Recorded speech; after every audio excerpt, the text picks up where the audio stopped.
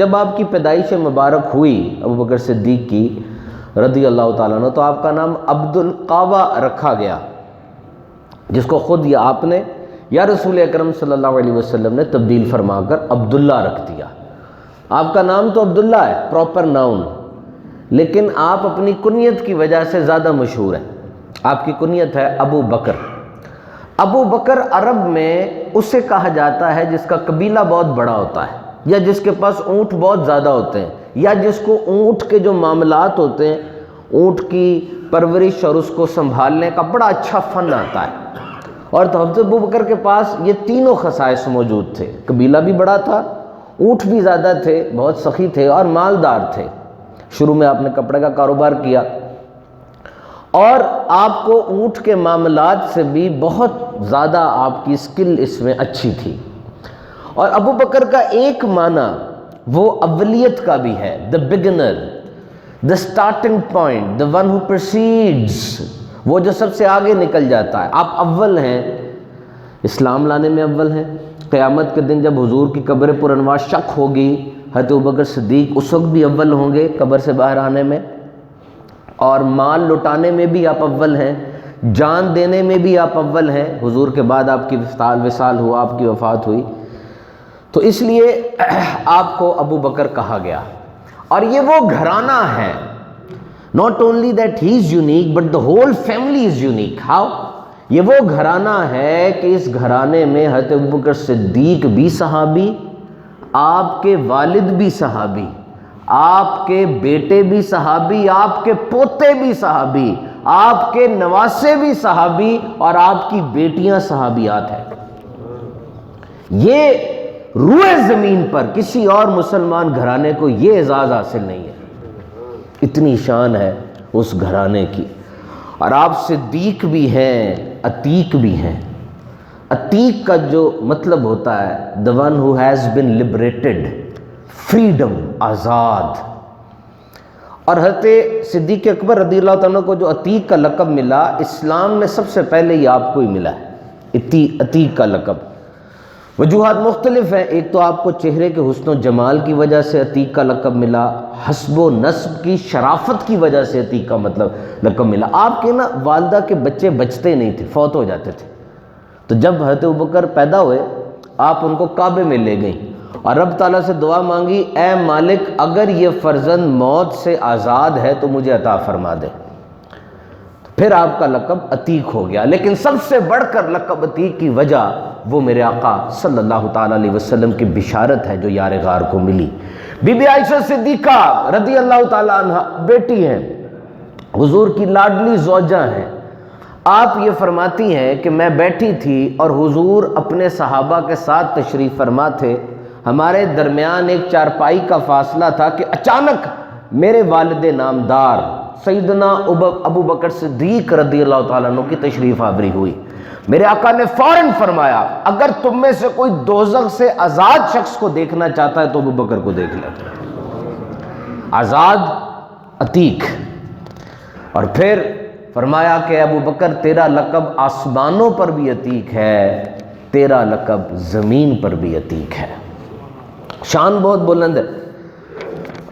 یاد رکھیے اچھی خصلتیں جو ہیں، حسن اخلاق کی جو ٹائپس ہیں وہ 360 ہیں، 360 خصلتیں ہیں۔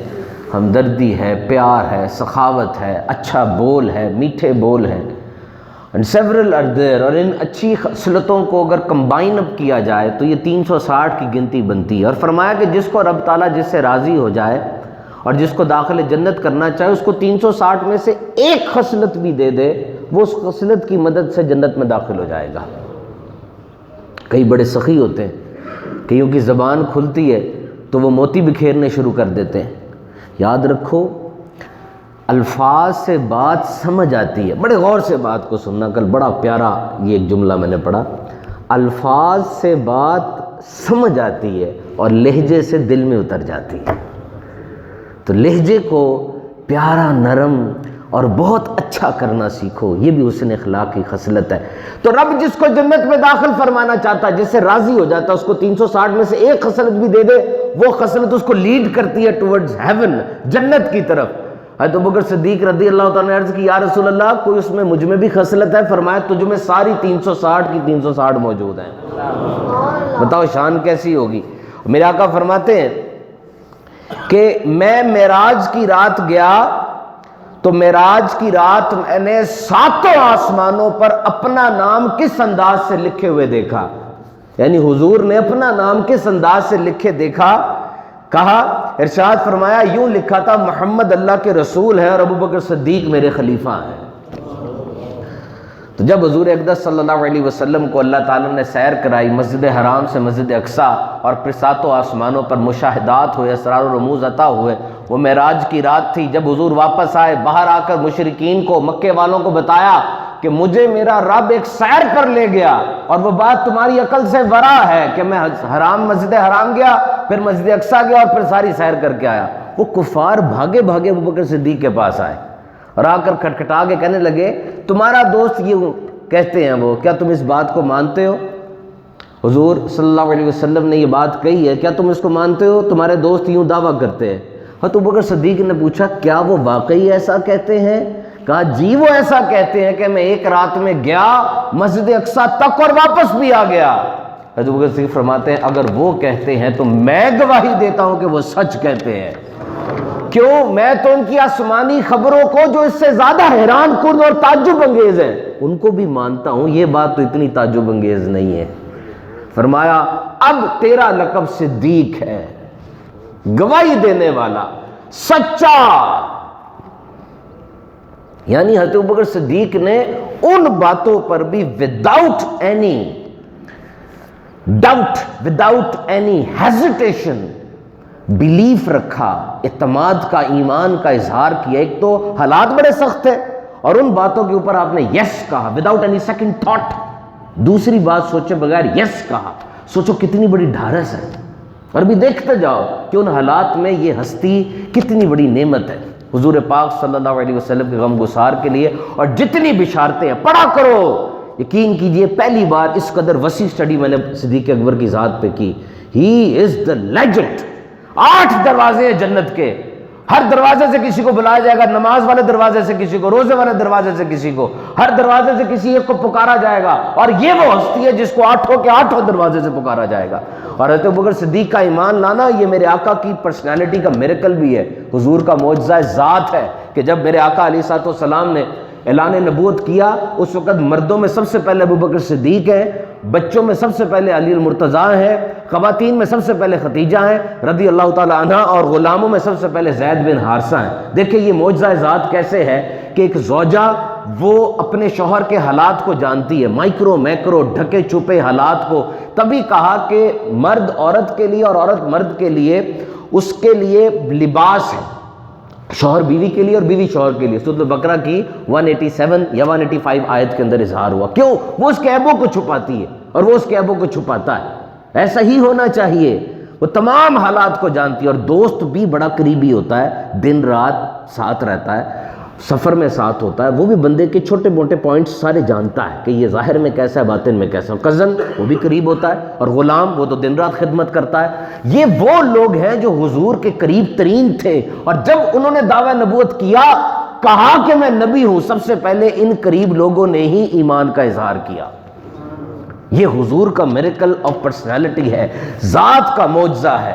اور یہ جب حضور نے کوہ صفا پر اعلان کیا تو یہی تو کمپیریزن پیش کیا تھا کہ دیکھو تم مجھے جانتے ہو 40 سال سے، یہ پاکیزہ بچپن، کوثر و سلسبیل میں دھلا ہوا لڑکپن، یہ جوانی، یہ میری عمر ساری تمہارے سامنے ہے۔ جاؤ دنیا کا کوئی بھی معیار حسن اخلاق کا لے آؤ اور میری ذات سے اس کا موازنہ کرو۔ اگر تمہارا معیار اوپر نکل جائے جو مرضی کہہ دو، لیکن اگر تمہارا معیار کہیں نیچے رہ جائے اور ذات مصطفیٰ اوپر سے اوپر چلی جائے تو سوچو جس نے 40 سال تک ایک بھی جھوٹ نہیں بولا وہ ایک دم اتنی بڑی بات کیسے کر سکتا ہے؟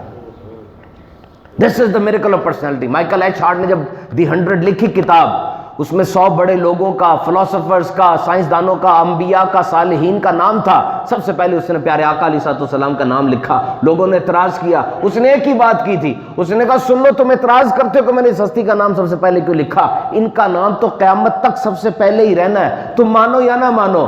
دیکھو جب انہوں نے اعلان نبوت کیا اس وقت صرف 4 لوگوں نے اسلام قبول کیا، صرف 4 نے، بیوی نے، غلام نے، دوست نے اور کزن نے، اور آج 2019 ہو گیا ہے، 1.5 ارب سے زیادہ لوگ مسلمان ہیں، ان کے بات پہ لبیک کہنے والے ہیں۔ یاد رکھو کوئی جھوٹ 1400 سال تک نہیں چلتا، جھوٹ تو 2 دن نہیں چلتا، جھوٹ تو پکڑا جاتا ہے۔ اور یہ بھی یاد رکھنا کہ کوئی انسٹاگرام نہیں ہے، کوئی فیس بک نہیں، کوئی سوشل میڈیا نہیں، کوئی ٹویٹر اکاؤنٹ نہیں ہے، لیکن آج ان کے رخ زیبا کو ان کے ماننے والوں نے دیکھا تک نہیں ہے، لیکن ان کی ناموس پہ کروڑوں لوگ گردن کٹانے کو تیار ہیں۔ بتاؤ تم کیا کہو گے؟ میرے آقا علیہ السلام کے یار غار صدیق اکبر، یار غار کیوں کہا جاتا ہے؟ ہجرت میں ساتھ تھے، 2 اونٹنیاں لی، کیکر کے پتے کھلا کے ان کو فربا کیا، ابھی ہجرت کی اجازت نہیں ملی تھی۔ ایک دن بی بی عائشہ کہتی ہے کہ حضور ایک ان یوزول ٹائمنگ پہ تشریف لائے، دوپہر کو آپ آیا نہیں کرتے تھے، آپ آئے۔ حضرت ابوبکر صدیق رضی اللہ تعالیٰ نے کہا کہ صدیق ہمیں اجازت مل گئی ہے ہجرت کی اور تم میرے ساتھ ہوگے۔ تو بی بی عائشہ کہتی ہیں کہ اس دن میں نے پہلی بار دیکھا کہ کوئی خوشی میں بھی رو سکتا ہے، پہلی بار مجھے اس چیز کا ادراک ہوا کہ ابوبکر صدیق رو رہے تھے، اور پھر وہ دونوں اٹھنیوں کے اوپر آگے گئے۔ اب دیکھیے عشق کا انداز ہوتا ہے، عشق کی ڈیفینیشن ہوتی ہے، ہر بندے کے ساتھ اسپیسیفک ہوتی ہے، ہمدردی کی انتہا، لگاؤ کی، اور کسی کے ساتھ وابستگی کے اندر ایسی انتہا کہ مثال نہ ملے۔ ابوبکر صدیق رضی اللہ تعالیٰ سفر میں کبھی آگے جاتے ہیں، کبھی پیچھے آتے ہیں، کبھی دائیں ہو جاتے ہیں، کبھی بائیں ہو جاتے ہیں۔ پیارے آقا پوچھتے ہیں کہ اس کی کیا وجہ ہے؟ تم روٹیشن میں ہو، کبھی آگے کبھی پیچھے، کبھی لیفٹ کبھی رائٹ۔ کہا حضور مجھے کبھی لگتا ہے کہ دشمن آگے بیٹھا ہوگا، آگے سے حملہ کرے گا تو میں سامنے آ جاتا ہوں، پھر لگتا ہے نہیں وہ کہیں پیچھے ہوگا، میں پیچھے چلا جاتا ہوں، پھر دائیں بائیں کے بارے میں شبہ ہوتا ہے۔ تو کہا کیا تم یہ سمجھتے ہو اور کیا تم اس بات کو بہتر جانتے ہو کہ تمہیں کوئی نقصان پہنچے اور مجھے نہ پہنچے؟ کہا رب ذوالجلال کی قسم جس کا کلمہ صدیق نے پڑھا ہے کہ میری یہی خواہش ہے کہ آپ کو کوئی نقصان نہ پہنچے، جو پہنچنا ہے مجھے پہنچ جائے۔ اور پھر جیسے میں نے آپ کو کہا کہ حضور قدموں کے بل، پیروں کے بل چلتے تھے تاکہ وہ نشان نہ رہ جائیں، تو زخمی ہو گئے قدم، کیونکہ جو رستہ جاتا تھا نا مکے سے مدینے کو وہ تو بڑا اسٹریٹ تھا، کیونکہ تجارت ہوتی تھی، اور تجارتی قافلے جب جاتے ہوں تو لوگ تو سڑک کو پکا کر دیتے ہیں، سڑک ٹھیک تھی لیکن ریگولر سڑک سے جایا نہیں جا سکتا تھا ورنہ دشمن آ جاتا۔ وہ پھر ایک ایسے رستے سے گئے جو بڑا پرخطر تھا۔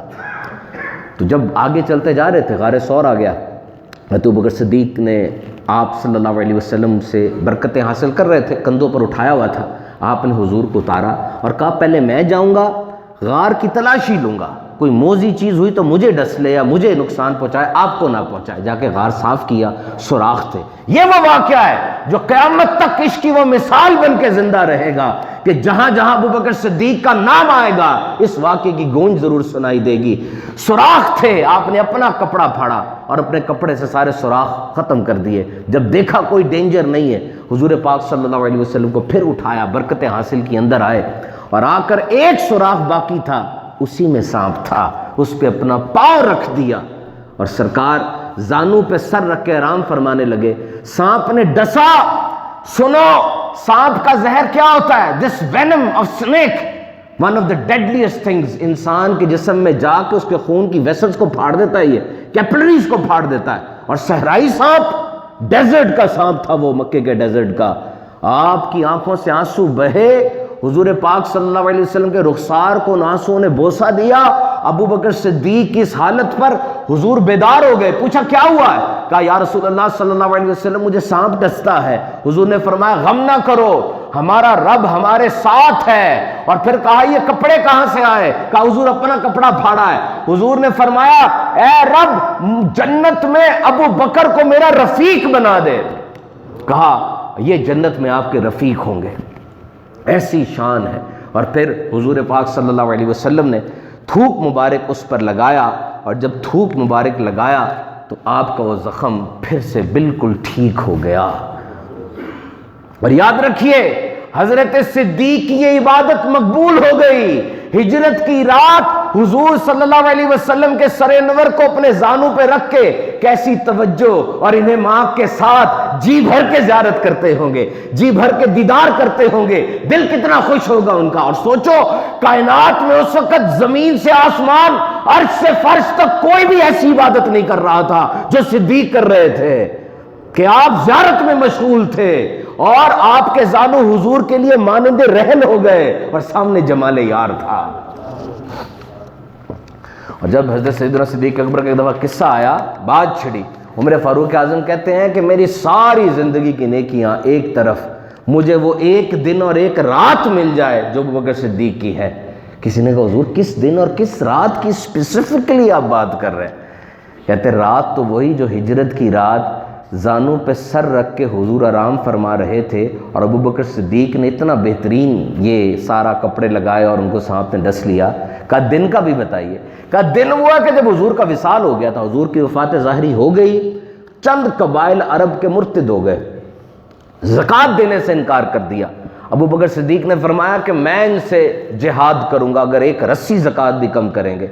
عمر فاروق اعظم عرض کرتے ہیں اے امیر المومنین تھوڑی نرمی برتیں۔ فرمایا عمر تم جہالیت میں تو بڑے نڈر تھے، اب اسلام قبول کرنے کے بعد تمہاری حالت کیسی ہو گئی؟ میں کون ہوتا ہوں دین کے بارے میں بات کرنے والا؟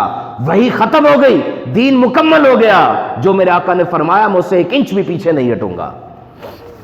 تو یہ شان ہے میرے آقا علیہ الصلوۃ والسلام کی انس یار غار کی۔ اور یاد رکھنا ان انفاس قدسیہ میں بڑی محبت تھی، یاد رکھنا ان انفاس قدسیہ میں ان لوگوں میں بڑی محبت تھی۔ ہمیں بھی کاروبار میں کسی سے اختلاف ہو جائے نا، لڑائی ہو جائے، اب گیس کریں، یا خاندانوں میں سب سے بڑی چیز بے برکتی ہوتی ہے نا، بے برکتی ہو جاتی ہے۔ ان میں بڑی محبت تھی۔ ایک دفعہ حضرت علی المرتضیٰ کرم اللہ تعالیٰ وجہ الکریم آپ بیمار ہو گئے، ابوبکر صدیق رضی اللہ تعالیٰ کو پتہ چلا، آپ عیادت کرنے والے تھے، آپ نے عثمان رضی اللہ تعالیٰ عنہ کو، عمر کو، علی رضی اللہ تعالیٰ عنہ اجمعین کو کہا آؤ چلتے ہیں، حضرت عثمان کو کہا، حضرت عمر کو کہا آؤ چلتے ہیں، علی کی طبیعت خراب ہے، جا کے ان کا حال پوچھتے ہیں، عیادت کرتے ہیں۔ حضرت علی المرتضیٰ رضی اللہ تعالیٰ عنہ آپ کی طبیعت بہتر ہو گئی تھی، مرض میں کمی آ گئی تھی، آپ حشاش بشاش تھے۔ جیسے یہ تینوں بزرگ وہاں پہنچے، حضرت علی نے دیکھا کہ یہ 3 بزرگ ترین ہستیاں تشریف لائے ہیں، آپ بڑے خوش ہوئے۔ آپ نے تینوں کو بٹھایا اور تینوں کو بٹھانے کے بعد آپ کا اب وہ اندر سے جو سخاوت کا اور مہمان نوازی کا ایک جذبہ ہے اس نے جوش مارا۔ آپ نے کہا ان کے لیے کچھ لے کر آنا چاہیے۔ اس وقت گھر میں کچھ نہیں تھا، ہاں ایک انتہائی چمکدار اور سفید برتن پر شہد تھا اور اس پہ ایک بال پڑا ہوا تھا، وہ ایک فرد کے لیے تھا۔ آپ نے وہی ان کی بارگاہ میں رکھ دیا۔ اب جب انہوں نے یہ دیکھا بڑے خوش ہوئے، مہمان نوازی کی اور پرخلوص مہمان نوازی کی صدا سے حضرت ابوبکر صدیق نے اس محفل کو مزید خوشگوار بنانے کے لیے اعلان کیا کہ پہلے کھانے سے پہلے کچھ کلام ہو جائے تو بہتر ہے، کیوں نہ ہم چاروں اس سچویشن کے اوپر کہ برتن ہے، شہد ہے اور اوپر بال پڑا ہے، کوئی کلام کرے، کوئی بات کرے۔